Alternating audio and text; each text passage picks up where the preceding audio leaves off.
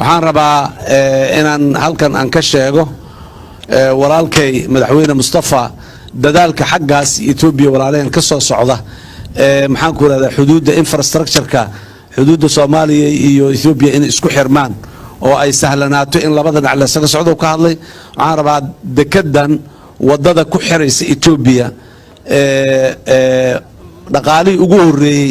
in hadda maanta saacadan aan inta joognay in la soo ogolaaday oo meel la soo saaray ilaahay idankiis wadadaasi si xawli ah oo dheeri ah oo muddadii maxaan ku yiraahdaa la qiyaasay inay ku qabsoomi doonto si ka gaaban inay ku qabsoonto ah ayay u dhici doontaa waana u taagnaanaynaa har iyo habeen in ay dhaqan gasho oo wada fiican oo maxaan ku yiraahdaa miisaanka iyo muhiimadda dekedan leedahay qaadi karta inay noqoto hadii aan la yiraahdo bismillaahir rahmaanir rahiim assalaamu alaykum wa rahmatullaahi ta'ala wa barakaatuh maanta waxaan rabaa inaan laba qodob ka hadlo qodobka koobaad waxaan wada xaala Cabduqaadir baa waxa ka badan ciyaamad maalinka 600 ciyaamad anu ciyaamad ma bixiyaano mudug waxa laga baxshaa go' shaala baa loo yaqaan loo bixiya go' shaala wada oo reer muduga oo yaan wada beesha hawiye baan wada siiba nimankii hiraab ee aashay la kabtamay xamaaliyaasha aan qoray baan wada maxaa kale dhifay marka nin go' bixiya ana ciyaamad soo waday uma taqaanaane laakiin nin hadii laga garhelo waa laga garhelay waa ugu taqaanaan yiraahdo shalay waatan halkan ka qoray nimanna diyaar la ku rooyahay hiraab u badano abgaal iyo habar gidiro waan iri xamaaliyaal baan qora madaxweynihiina wataan ku casuumay xasan sheekh maxamuud meesha xasan waa yimid xasan hadduu meesha yimid asagoo igu dhaga hadlaya wuxuu maanta saxiixay ama qirtay inuu mulkiilaha garaacad yahay asagoo madaxweyne Soomaaliyeed oo meesha xariiqay dhul Soomaaliyeed tahay buu haddana waa maal gashaday baan ka wadaa waa maal gashaday aniga igu xaqbat taasi waxay meesha ka saadhay nimankii Allah xamaali xasha wajuude nin abdul laga garhelo garta qaadan yaqaan baan haye xasan sheekh maxamuud xaalka siin ma isagoo madaxweyne Soomaaliyeed laakiin ragii la qabiilka ahaa ee aashada xamaaliga qoray wariga raalahaada mulkiilaasha ka mitihiin iga raalahaada mulkiilaasha ka mitihiin sida markaan leeyahay dad baa la socmaamaya idoo baayaan raba maanta meesha waxa lagu furay xariga lagaga jaray dekadii garaacad xasan sidaan uga sugayay waa iska jaabyaraan la habar qabo iyo khayr badan laga sugi mahay markuu hadalkii qabsaday oo ummadii u mahad celiyay waxa uu ku dhawaaqay dekadani wadadii looga faa'iideysan lahaa laamigii looga faa'iideysan lahaa oo yiri garaacad ilaa min tuurdibi أنا صحيح يبي مشروع ترى بهذا كله ماي قرش وهذا ماي أنا كوكيل بي تاسي أنا كبتك أي حدا وأنا مدة أقوم مع علينا يو أديها لكون رؤية بيش الشرع عن كده جاي بيش مدحوينه كده شيء يا شرع حمالي كده جاي إيرها لهذا كون بدنا وداره ده بعد كده هرتاجنا اسمه ودي هدي قبيل واحتريه مركز ولا ليالو يقرها لهذا وقعنا يقدومه أنت أصلا كيقود بيا مدحوينها هذا الكيسي ياخد بديسي ayaduna waa tan ila dhageysta markuu yiri ana wadadii loo mari lahaa dekada garaacad ana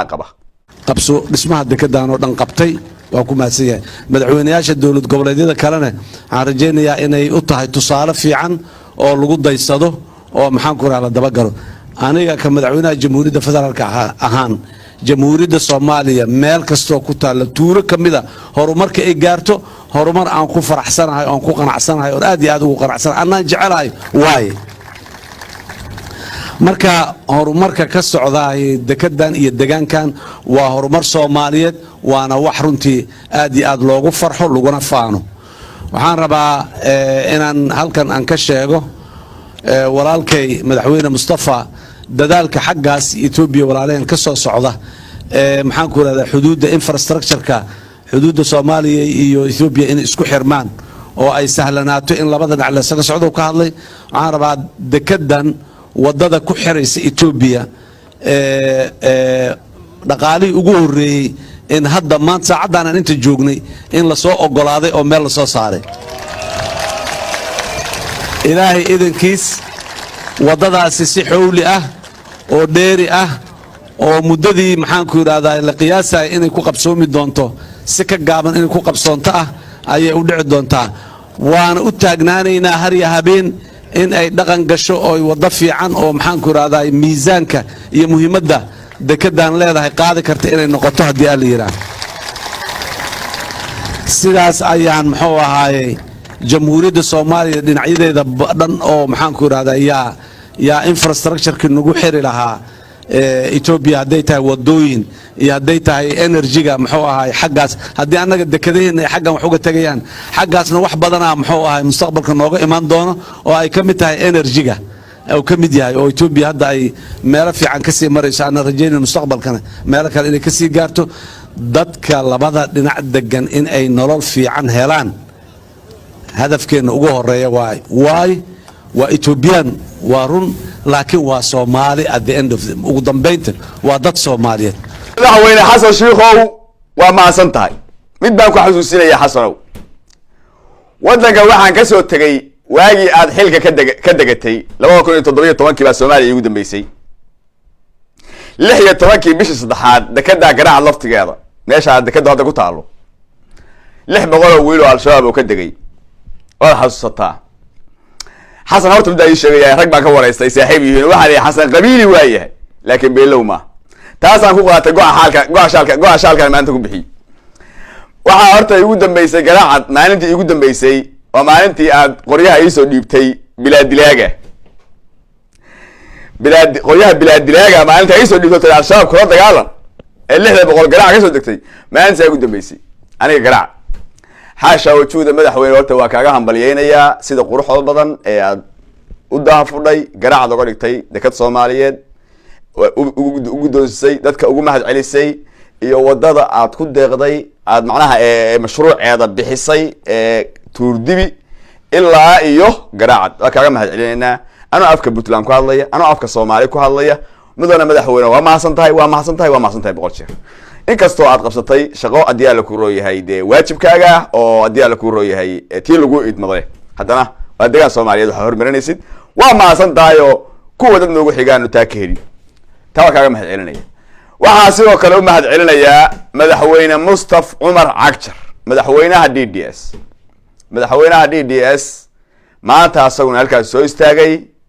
waxa uu si fiican u tacliiqay oo u sheegay dekeda garaacad iyo muhiimaday asaga u leedahay iyo deegaankiisa waxa uu sheegay wadadu ka soo qaaday jigjeeg ka soo baxday inay maanta wardheer joogto wardheerna laga soo qaadayo galaadi la keenayo tuurdiba la keenayo tuurdiba markii la keenana xasan uu yiri taa inta kale aan la qaaday oo wadanku taas ku xirmi doono halkaan dhaqaale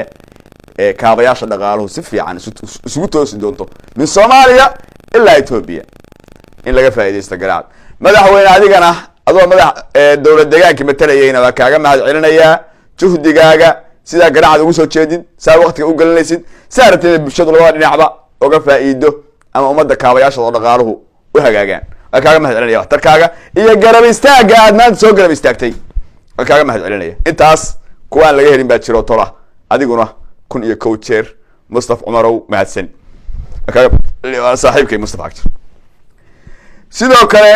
Mustafa Umar asagana ayaa kalmadihiisa dhaafin kalmadaha markuu lahaa ka sheekeynayay muhiimadda ay u leedahay DDS iyo dekada garaacad muhiimadda ay u leedahay markuu ka sheekeynayay ayadana waa tani ila dhageyso fariinta ugu muhiimsan ee dawladda Itoobiya waxa soo jeediyay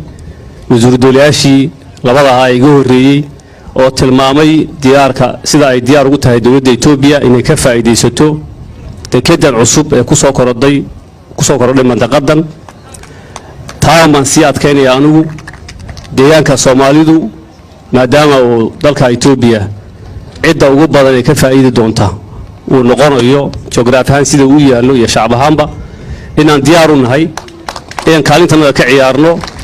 dhabahaana shaqooyin qabsoomay haddaba ay jiraan waxaa ka mid ah in wada laamiya oo isku xidha magaalada Qabri Dahar iyo Wardheer ay hadda dhammaan tahay oo ay dhamaanayso taasoo jirta inay jirto wada kale oo la qorsheeyay oo ka soo bixi doonta Dhagaxbuur Awaare Danood ilaa iyo galaadi imanaysa oo iyaduna ku jirta qorshaha in la sameeyo waxa loo baahnaan doonaa in la soo gaarsiiyo ilaa Tuurdibi laakiin shaqadaas marka ay dhamaato waxay xoojin doontaa ka shaqaysiinta dekedan hadii la yiraahdo sidaad la socotaan dalka Itoobiya waa dal shacab fara badan leh ganacsi badan ka socdo dhaqaaluhu korayo waxaa sii kordhin doonta baahida loo qabo in la isticmaalo dekada fara badan sida daraadeed dekedan si gaara waxaan u naalaa sida dalka Itoobiya waxaan ku teedsanahay dalka Soomaaliya oo dhan iyo geeskaba ilaa Kenya ilaa Djibouti ilaa wadamo fara badan marka laakiin gobollo si khaas ah ay dekadu uga fog yihiin baa jira waxa kamid ah gobollada hadda aan Arab ku dhuftay anaga deegaan ahaan ma oo kaliya goboladan dhexe deegaankanaga sida Wardheer Qabri Dahar inahaas halka maraya ilaa iyo Nogod dhulka leeyda laakiin dhulka Oromiya badankiisu shacabka ugu badan ku nool yahay qaybo badan oo Harar kamida qaybo badan oo Arsi iyo Baale ka tirsan waxay si toos ah ugu dhawaan doontaa dekedan marka dekedan xisaabtankeedu waa inuu noqdaa mid dhaafsiisan deegaanka Soomaalida mudayal intii isbedel ka dhacay dalka Itoobiya ra'iisul wasaare Dr. Abiy Ahmed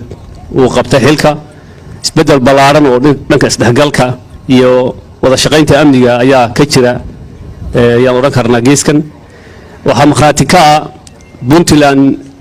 diyaaradaha hadda yimaada Garowe iyo Boosaaso waxay bilowdeen 2 sano u dambeysay taasoo si weyn wax uga bedeshay dhaqaalaha labada dhinacba waxaan xog ku hayaa in 45% kor u kacay ganacsiga Boosaaso dekada Boosaaso oo kale intii isbedelkaasi dhacay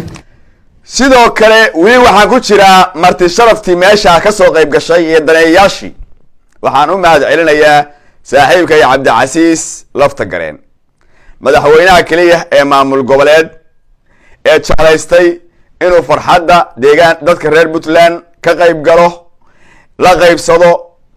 goobjoog ka ahaado ee aan looga sheekayn ee kaliya yimid maamul goboleedyada kale oo dhan ma isaymaan waliba qaybtood anoo u cudur daaraya sida Guudlaawe iyo Qorqorba oo u cudur daaraya waa niman dagaal ku jira ma qaan laakiin geedanaar wax ku dhacay ma qaan soo dagaalna kuma jiree meeshii dagaal ku rooyahay meeshii kismaayo ahayd buu dhinac ulagdan yahay ma qaan wuxuu iimaan waayay asagu dib seershi ma la ku soo seershi wax ka soo daba tagaay seershi ma ku soo doona madaxweyne Lafta Gareen oo dareenkiisa uu xambaarsan yahay dareenka shucuubta reer Koonfur Galbeed xambaarsan horumarku la jecel yahay meeshaas sida dadka farxadooda u jecel yahay inuu ka qayb qaato la soo dabaal dago go'aansaday ee meesha maanta yimid ee marti sharafta lagu casuumay kamid ahaa soo dhawow baan ku leeyahay afraxan weyn hadaan aqaano adiga iyo reerkaaga wasaasana oo ku gabiilaa maanta oo ku gabiilaa laakiin ma aqaan balaayo waxaan ku dhigay hadii ma hal soo xoogaan bay dhabo waa joog waa baran waay madaxa damiin baana luqada baran waay marka madaxweyne soo dhawow fadow waan ka aqaanaa luqadaas waa maasan reer Koonfur Galbeed intaas waxaan kaga waxaa sidoo kale u mahad celinayaa marti sharafta wafuudi ka timid dalka aan walaalaha nahay ee Kenya markaan leeyahay dee walaalaha Kenya walaalahan saabar baa ogaadeen dalka walaalaha nahay ee Kenya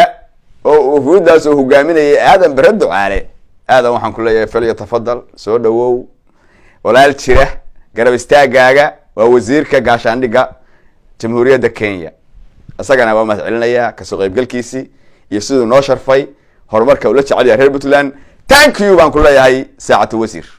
iyo adiga wafdigaaga inta waxaan kaga gudbayaa wafuudi waxaan rabaa inaan gudo galo dekada garaacadi marxalada soo madhay marka koobaad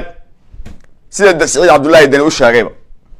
waxaan u mahad celinayaa madaxweynihii hore ee Puntland Cabdiweli Maxamed Cali Gaas aasihii buddigihii haddii aan la ku rooyahay rajadan kamira dhaliyaheedii ama dhiirigeliyaheedii ninkii dhagaxii u horreeyay dhigay dhagaxii u horreeyay ma dhagax xabada waa la dhigay laakiin dhagax kaliya ma aha shaqadan ba aasaasi la inay bilaabato ninka shaqeeyay sidoo kale waxa meesha ka maqnaa oo asagana u mahad celinayaa Islaam Bashiir Islaam Cabdulle oo asaguna dhagax dhigii raggii udub dhaxalka u ahaa asaguna waa maqnaa waa mahad celinayaa Cabdiweli Cali Gaas maalintu dhagax dhigayay kelmadihiisi waxa kamid ahaa sida tan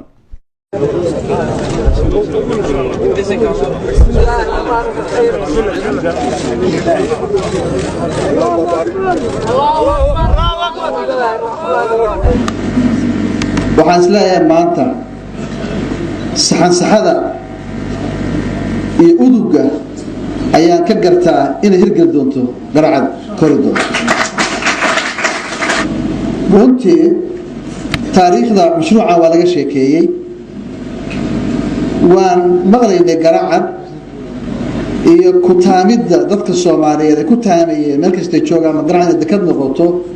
ilaa waqtiga laga shaqeeyo xidhiidhiyadii maaha riya maaha طبعا dadku riya kastaaba waxay u baahan tahay hirgelin marka maanta waxaa muuqata inay riya ahayn inay tahay run iyo reality inay tahay maanta ayaa muuqata cabdiweliyow dekadii asal ahayd waa ay soo uraysaa iyo waxba ay soo carfaya iyo udugeeda ay muuqda maanta ayadoo karkarsan oo bislaatay oo la soo dhigay